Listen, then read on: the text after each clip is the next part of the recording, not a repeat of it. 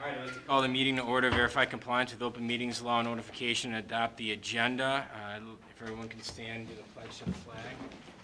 I pledge Allegiance to the flag of the United States of America and to the republic for which it stands, one nation, under God, indivisible, with liberty and justice for all.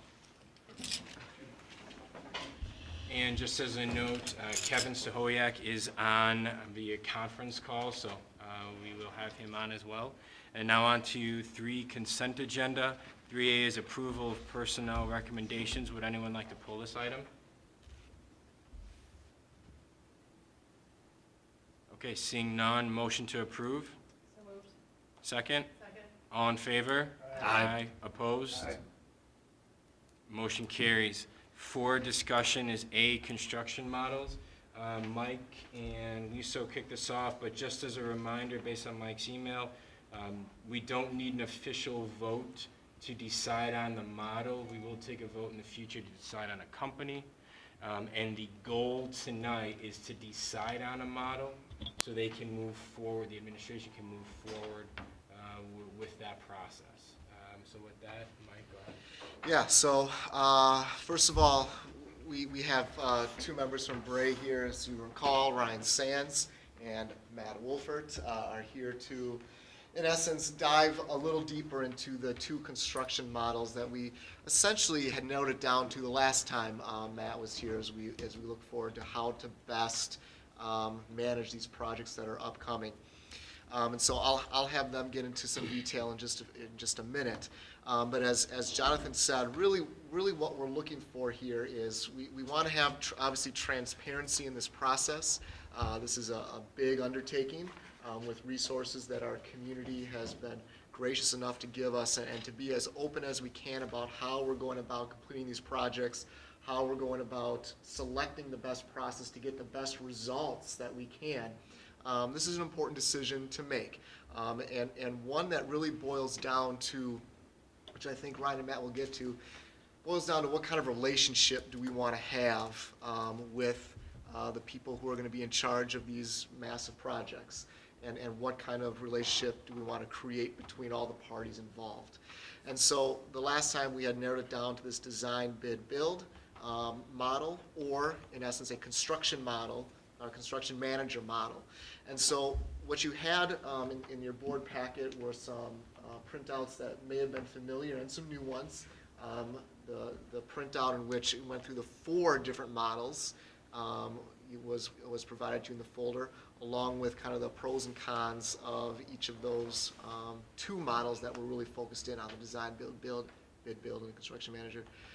There also was an additional kind of a timeline, which I thought was great, which Ray provided to us as far as, dependent upon which model we choose, this is what the time frame would look like as far as how we would go through that process. And then finally, dependent upon the model that we choose, what are the steps involved in each of those models. A lot of similarities between the 2. The nuances, though, that are in each of them are what provide unique relationships dependent upon the model. So from there, Ryan and Matt, if you kind of want to just dive into kind of, again, just kind of talk about the major differences, the relationships, at that point, we could begin to kind of ask them some questions while the experts are here, and begin to then have some dialogue about what that process will look like.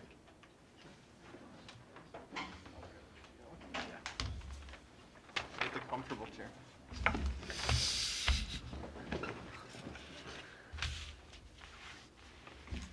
Todd, come on up. Oh, no.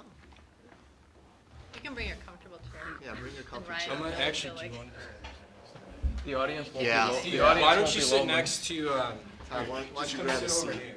Yeah. So great to see all of you again. I'm just going to ask Ryan to summarize the process documents that are you in front of you tonight. And as we talked a couple meetings ago now, or a couple months ago even, there's really no right or wrong decision here. So this is really just a decision that you as a board have to be comfortable and confident in, that's going to be right for your projects, for you as a board, and for your community. So we're looking to help you make that decision and facilitate a process that, as Mike said, make sure it ends up with the relationship and the partner in the project that you are looking for.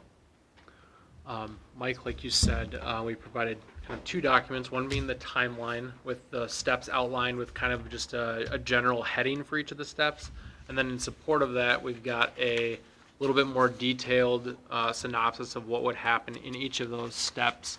But we thought laying it out in a timeline would help the board understand that while there are some similarities, in fact, some of these steps are almost verbatim the same general process, the timing under which you would bring on one of those partners is very different. So I'll just kind of run through briefly, and then we can get into the nuances. So if you were to go the construction manager route, and again, we kind of put this together as a draft based on where we are in the process and knowing when we're scheduled to be bidding. Obviously, we would vet this and work with the district team on kind of finalizing these dates and timing, depending on which method you'd go with. But if you were to go construction manager, we would start with potentially an ad for bid. That would be advertising a request for qualifications process. We typically recommend going through that first step of request for qualifications so that you can narrow down the list of potential construction management firms that you would want to work with based on their qualifications. And kind of, weed out and establish the list that the district would really be comfortable with from that standpoint. So that'd be the first step. And then you'd create your shortlist, and the shortlisted firms would typically then be brought in for interviews.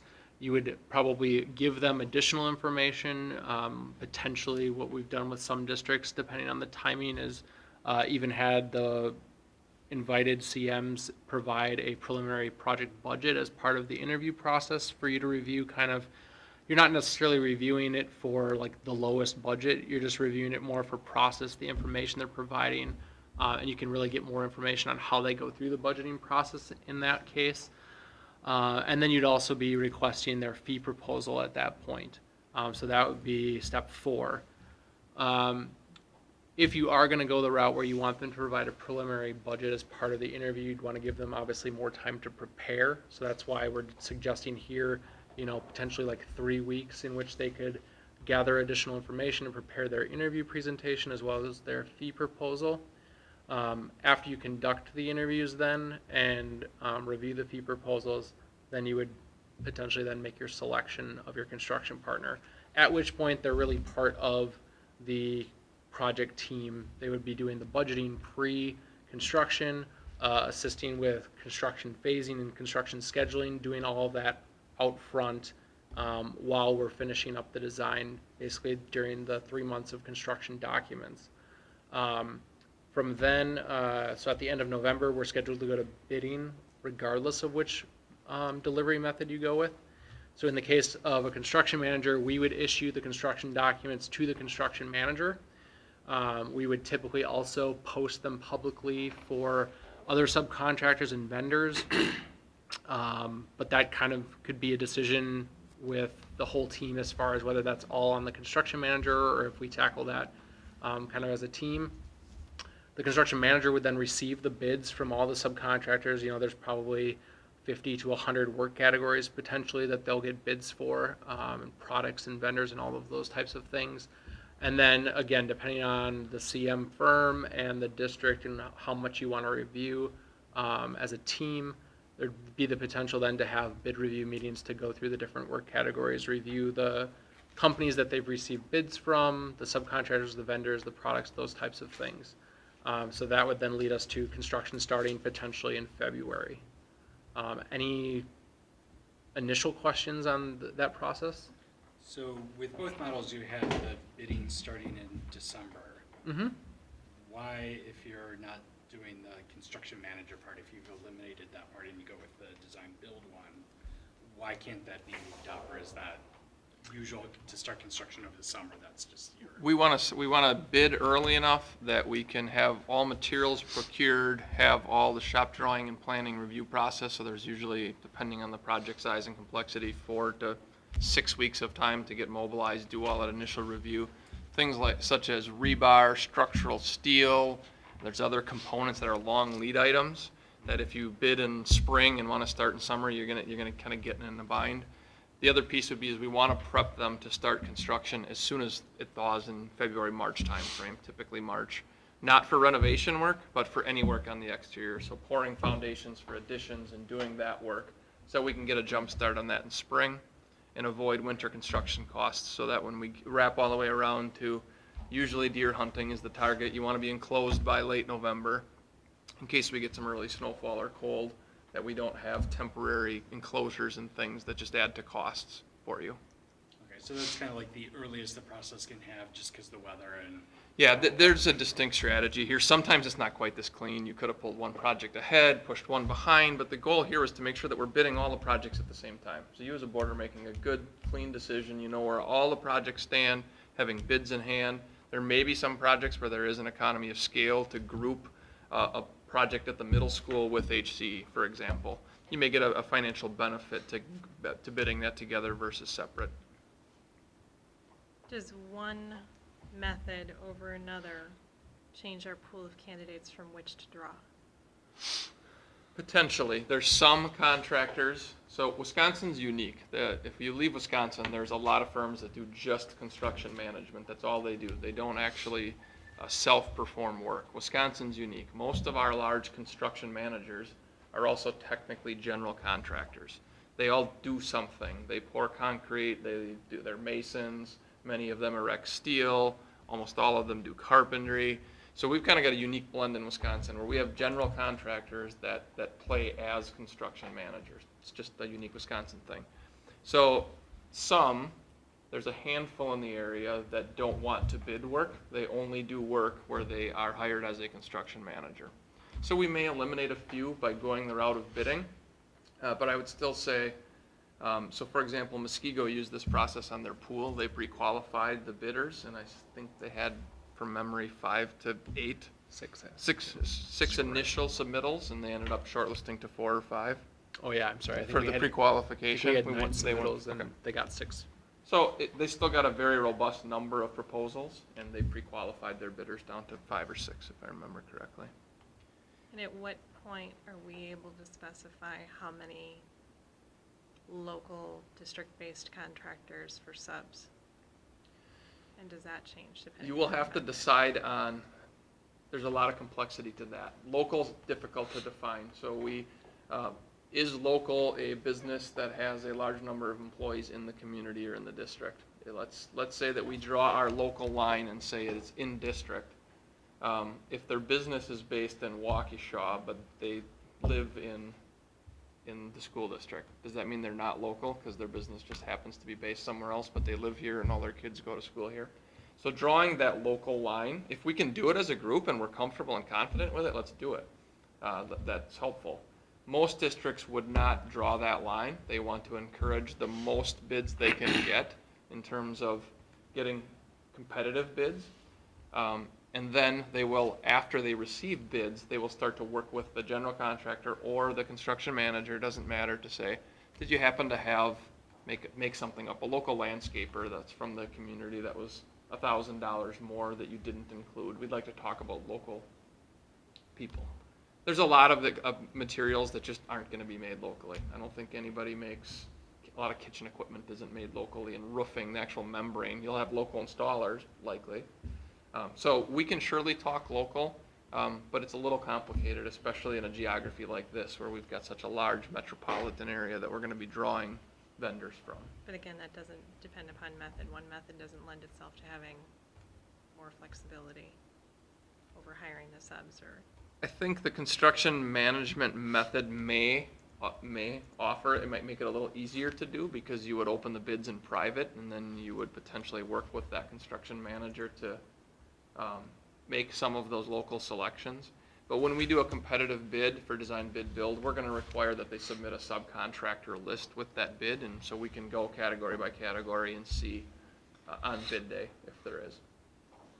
Why don't we're doing a lot of comparisons, why don't we Yep. dive into design, Yep. bid, build, just, so we've got the construction manager really as a service to the district. They are working as a service, that's what we're hiring on, and they keep our best interests, whatever, in mind. Let's just take a dive into design, bid, build, so we can then kind of do some deeper comparisons. Sure. So steps 1 through 4 could really happen whenever, in theory. You could pre-qualify a general contractor along the same lines as what we were showing for construction manager. The benefit to waiting is the firms that are submitting are going to have a better sense if we're a month or 6 weeks out from bidding, who's going to be available on their project team to work on your project. Whereas if we pre-qualify a general contractor 3-4 months before we go out to bid, they may submit a project manager and a superintendent in their submittal. By the time we actually bid and they would potentially get awarded, those people might not be available anymore. So it's kind of the benefit to waiting. So we're showing kind of a mid-September ad for bids and RFQ. So very similar to the CM, we would advertise publicly that the district is seeking to pre-qualify general contractors. Any interested companies would email and request the RFQ document and then respond by the deadline with their qualification statement. And then the district team, Beret, whoever the group kind of decides, would review those qualifications, and then potentially the board would take action on pre-qualifying those companies. So 4 to 6 potentially, maybe less. At that point, it's really just a list, and we would let them know that they've been pre-approved and that they'll be given the construction documents at the end of November, beginning of December when bidding starts. But from then until we issue bid documents, there's really no involvement from any of those companies. All you're doing is you're establishing the list of who's allowed to bid the project down the line. Come the end of November, December, we would issue the construction documents, again, specifically to those selected companies, those pre-approved general contractors, as well as publicly, so that all the subcontractors and vendors out there are aware of the project and have the documents to bid to those general contractors. In the case of design bid build, the district would receive sealed bids from whichever general contractors bid on the project. If you do pre-qualify, you hope that those companies will submit bids. So those bids will be sent directly to the district. As Matt said, we would typically request a list of subcontractors. Some companies are better than others as far as what information they provide, but hopefully it would give you a good picture of what's included in their bid. And then if there are any questions at that point as we review them as a team, we can certainly reach out and follow up.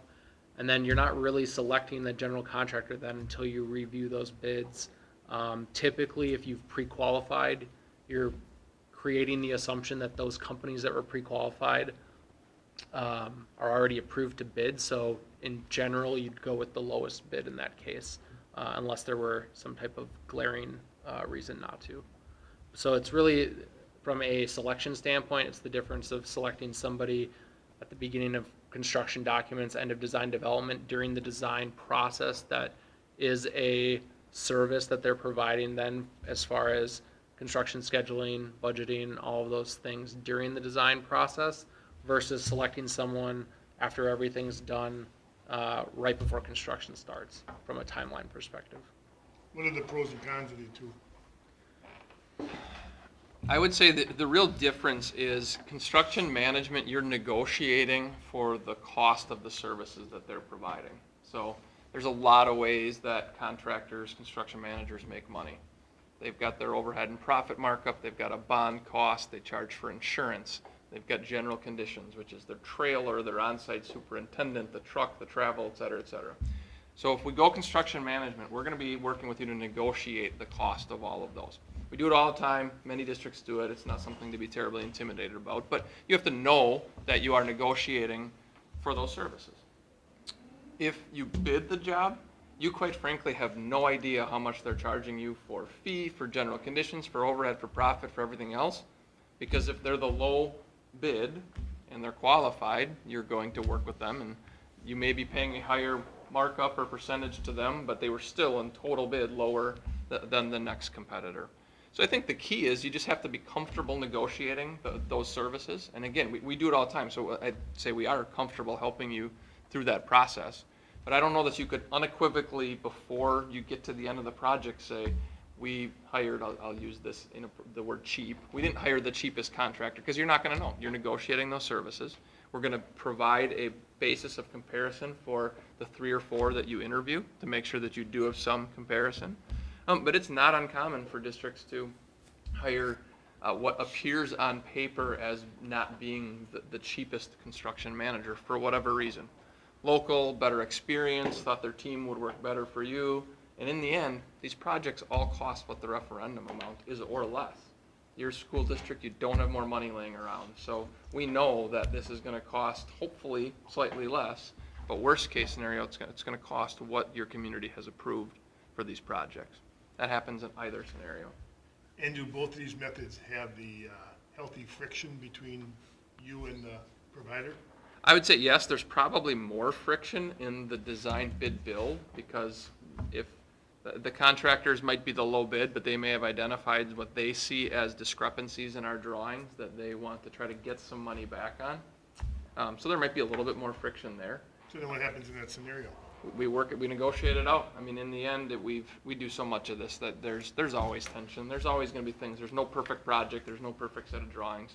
Hopefully, the construction manager has a better attitude towards fixing those changes and finding solutions for them, because they should be viewing this equally as they're a partner on the team. A selected contractor through the bidding process they may see themselves as a vendor who was picked because they were the most affordable, and they may be, that's the key, they may be less interested in helping along the way. And who watches over the construction managers? So we've got a team of 6 people in our office who all they do every day is work with projects that are under construction. So we won't have somebody every day, but we'll have somebody on a routine basis out in the field making sure that the project is being built per the plans and specifications. So where does the burden of the work fall for the negotiation? Because you said you would help. Yep. But then, does that mean extra work for Mike if we do it, and extra work for Todd if we choose that method? No, I don't think so. In the end, it's really just negotiating before you hire them. So that would be during step 5 and 6. So we're going to send them a lengthy spreadsheet laying out all those different areas. How much is your bond? How much is your fee? How much is your insurance? Do you charge for technology? And then a big 11 by 17, 2 pages long. Are you charging for all these different things? Safety coordinator. If you have a safety coordinator, are you charging for them, or are they in your fee? So what you could find is somebody that has the highest percentage fee, if they include more of their staff and their personnel and things in their percentage fee, they often could end up being less. Some companies charge almost a full percentage point for a bond. Others will charge 0.5% for a bond. There's a variety of reasons why they have different bond costs. Some try to mark it up, some don't. But by the time you add those all up, they have to probably be making between 5 and 8%. In some different way, they're going to make 5 or 8% to stay in business. Yeah, that's right. Profit. And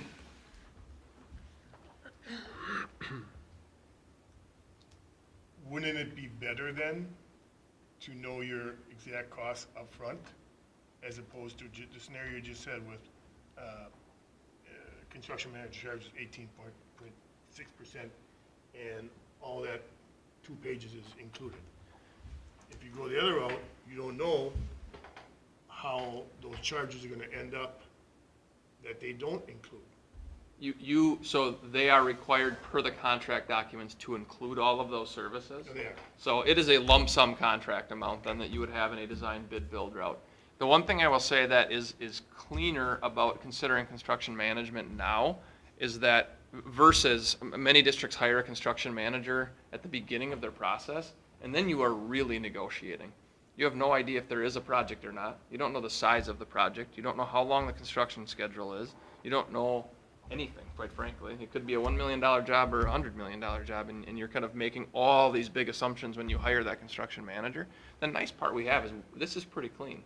This is the scope, this is the total construction amount, these are the exact schedules we expect you to meet. We can negotiate specific staffing plans with them regarding, we've talked a lot about, we're gonna need a superintendent on some of these job sites, but we may not need a full-time on-site superintendent. So we're gonna wanna work with them to negotiate. We don't want a full-time soup at $20,000 a month sitting at every job site. But we're gonna need full-time soup at given points on all of them. So let's work with the construction manager to lay out a good, efficient staffing plan that gets you enough oversight, but doesn't have them just dumping a superintendent on your site just so they can charge you $15,000 to $20,000 to $25,000 a month for that person. So that's the best part about this opportunity, is that we have a very defined schedule with a scope that's already been approved by the community. that we can even base our negotiations more strongly upon. And what is Todd's part in this process? He's gonna, I will defer, I would assume he's gonna be at the table with us and interviewing and pre-qualifying and. I mean, but during the construction process. Hopefully, he's involved on hopefully a weekly meeting basis. That would be typical. There's gonna be times where we're moving dirt and doing smaller stuff where he may not be. There's always gonna be the things where we opened up a wall, we found something that wasn't anticipated, we need to react quickly. That's the kind of stuff that's unavoidable.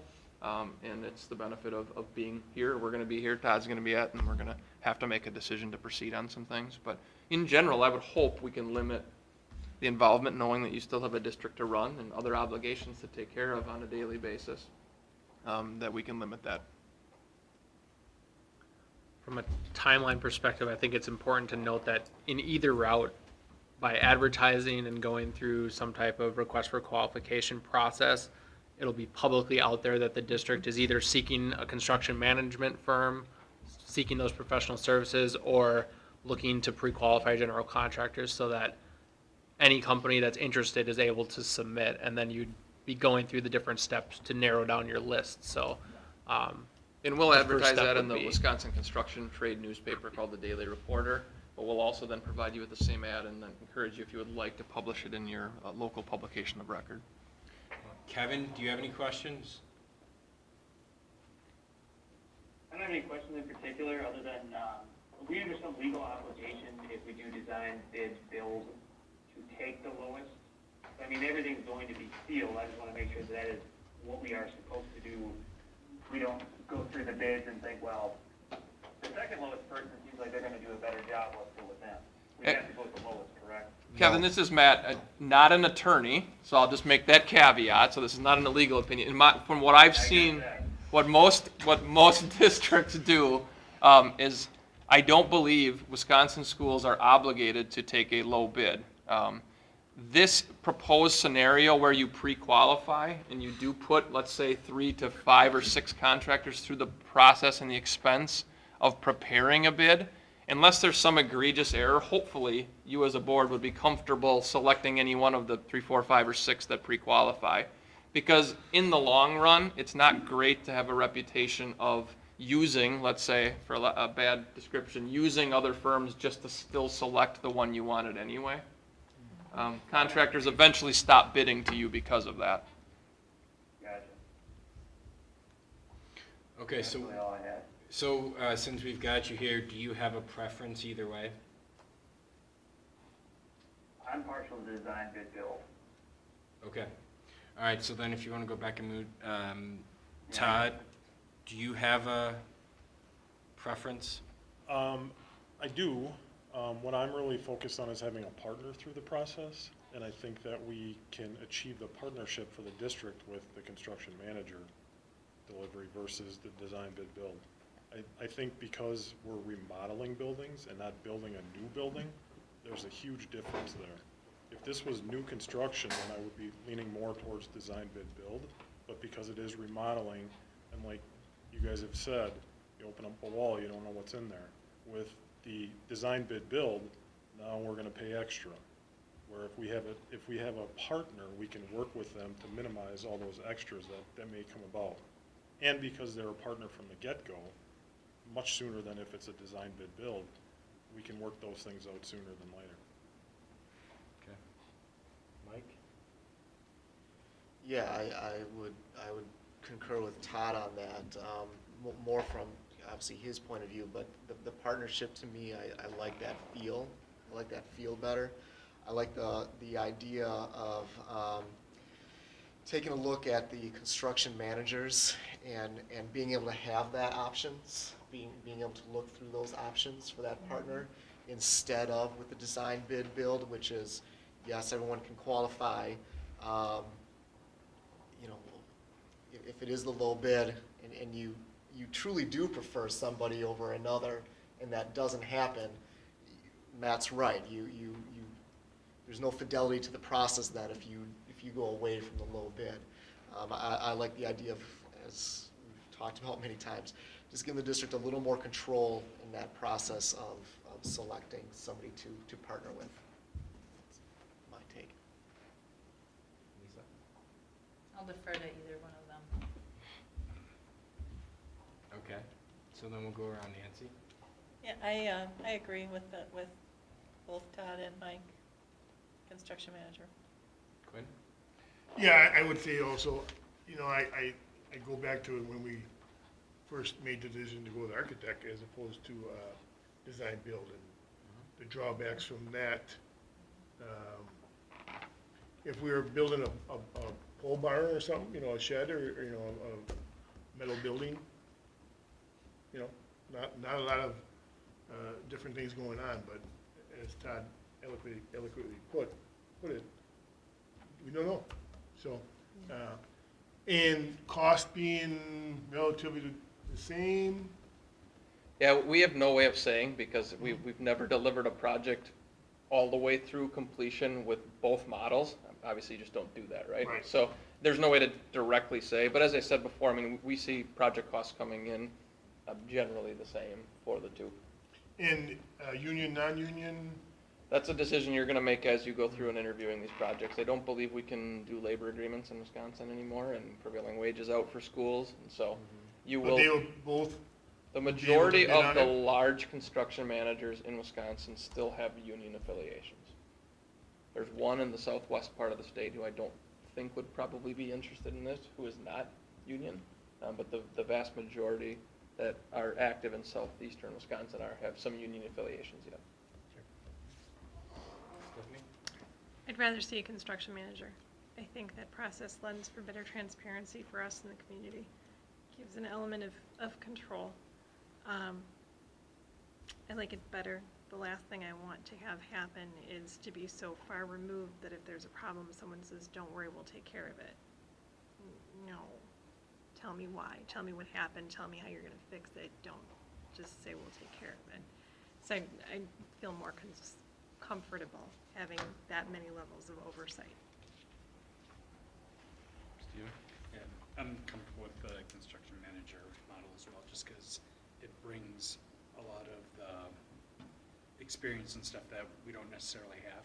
And I think that can only help, and as you kind of indicated, it sounds like engaging it early, it's almost a cost break even just by what they can negotiate and things that we have other jobs and other responsibilities that we're not here to do versus someone who is. Okay.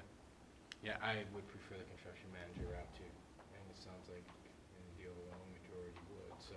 can you ask Kevin what his thought? thoughts are? Yeah, Kevin, do you want to expand on your? Yeah, I mean, my biggest thing, I know you're talking about, well, we have no way of determining which is cheaper, and ideally, the first and foremost thing, obviously, we're not gonna spend more than what the referendum is. The idea behind the design bid build is you are generally taking the lowest bidder and potentially saving the most money, or saving that money to be used towards something else as part of that giant scope of our referendum project. My only concern, now, I understand the relationship and I can appreciate that, that's fine, but I mean, this is just like building a house. You're gonna have to do some sort of level of micromanagement either way to ensure you're getting exactly what you want done. And if we have to, I mean, either way, we're gonna have to do it instead of going through a larger funnel or a larger group of people, however it is, to design their build. You're going through more or less one person, your construction manager, it seems, but it in fact might cost you more. I'm still thinking it'll be cheaper, and that's what my sense is coming in, because you're just taking bids and you're taking the lowest one, and just as far as the fiscal responsibility. But if what our staff is thinking is gonna be the best thing, obviously, they're gonna be the ones that are on this day to day, and if that's what everybody wants, that's fine. Okay. So does that give you the direction you need to move forward? Yeah, I guess that, and I just, because I don't know how quickly this will move and when we'll touch upon this again, at what point, obviously, if we start getting an RFQ out, in other words, getting an idea of who is interested in the job, who's actually qualified to do the job, Mike Williamson's not gonna be bidding on it, then do we bring the finance and facility team together to look at qualifications? Do we bring it as a board to narrow down that list? What do you see other districts do when it's time to narrow down? And B, what would this board who should be in that involvement, or is it just the administrative team? That's a great question. Ideally, there would be some subcommittee of the board supporting the admin team. It's a pretty big decision. It's a public decision, and so I think having some support with a smaller group of the board is often how it goes, whether it's a standing committee that you have in place, or it's not a committee, but it's a few volunteers from the board to play a liaison role for that pre-qualification process, and then the actual attending and sitting through the interviews. Okay. That would be pretty common. The other piece, just to be clear, is be upfront if any of you do have conflicts with any firm. Let's just get them out on that now, but Yeah. we'll, right before we go through the process, we'll just document, I've got a cousin that works at A, or, my wife works at B. I think it's just important for transparency that we identify those upfront if we can. And then we'll work through the process. I think the key is identifying, if the whole board wants to do it, we sure can. I mean, I wouldn't say it's typical, but it is done that way from time to time. A little more efficient with a few, though, I would Yes, say. they bring the finance and facilities team together when the RFQs start coming in, setting a date to look at those together. And that's what we had done the last time, and Okay. finance with admin ran the interviews. Very good. And then we did the recommendation to the full board, Very good. and we picked from there. So we can, are you up for doing this again, Quinn? That's why I'm here. Okay, well, And obviously, any board member can attend the finance facilities meeting, but Okay. Yeah, that gives us, we can start this process according to the timeline. But I gotta warn you on that. I think if we're gonna make a committee to sit in interviews, if those members can't make all the interviews, then they don't go to any of the interviews. absolutely. yeah. I agree. That would be better. We'll try to focus it to, timing would be up to you as a board committee. Early evenings is pretty common, you go from 5 until 8 or something, it's 3, and So we did so here. we try to do it On in the the hour night, and- so if you can at least yeah. commit to one evening, we should be able to make it pretty easy for you. Yeah, I think that's good. Very good. Good. Excellent, full speed ahead, Full speed Perfect. ahead. we'll get going. Thank you, guys. Thank you. Thank you. See you all. Thank you. Okay, 5 is items for future consideration. Huh? Anything? 6 is announcements. Thank you to Stephen for driving his car in both parades on the 4th. Thank you to Quinn for riding his motorcycle Yeah. in the second parade. Thank you to Kevin and Nancy for riding in the car during the Greenfield Parade. And thank you to Flash for bearing the heat in the second parade. He was quite the hit, I gotta It tell you. was. They weren't looking at me, they were waving to him, Yeah. other than the people I knew. And quite a few. I mean, kids and people really wanted his attention. Absolutely. Great. I truly believe that. It was exciting. Yeah, they really liked Flash. And congratulations to the Grand Marshal of the Greenfield Parade. And the other thing I'd like to say is, spending a little time with, the band director, the, Mike Sens. dance director, and the cheer director, those are all really good people. Absolutely. And there's a reason why those kids are performing for them, because there's teachers that really attract kids, and those individuals really do. And you can see it. I mean, they're also out there on their own free time, and that was very impressive. So a big shout out to them as well. Yeah, the time and energy, you're right, that they put into it, absolutely. Actually, another announcement, the girls softball team is going to be recognized before the Brewers game on the 23rd, July 23rd. So we can't attend because we have a board meeting. But it'll be for the game. They'll be recognized there, and they'll be there, so it's another cool award for the team. So is it all the state winners, or just us, or? I don't know how that worked out, but I know they will be. I'm not sure what the deal is, but That's great. that's pretty exciting. Any other announcements? No? Okay, then I'll take a motion to adjourn. Motion to adjourn. Second? Second. All in favor? Aye. Opposed? Seeing none, motion carries. Thank you, Kevin. Thanks, Kevin. Hey, John, Yeah. is John there or no? No. Take a note.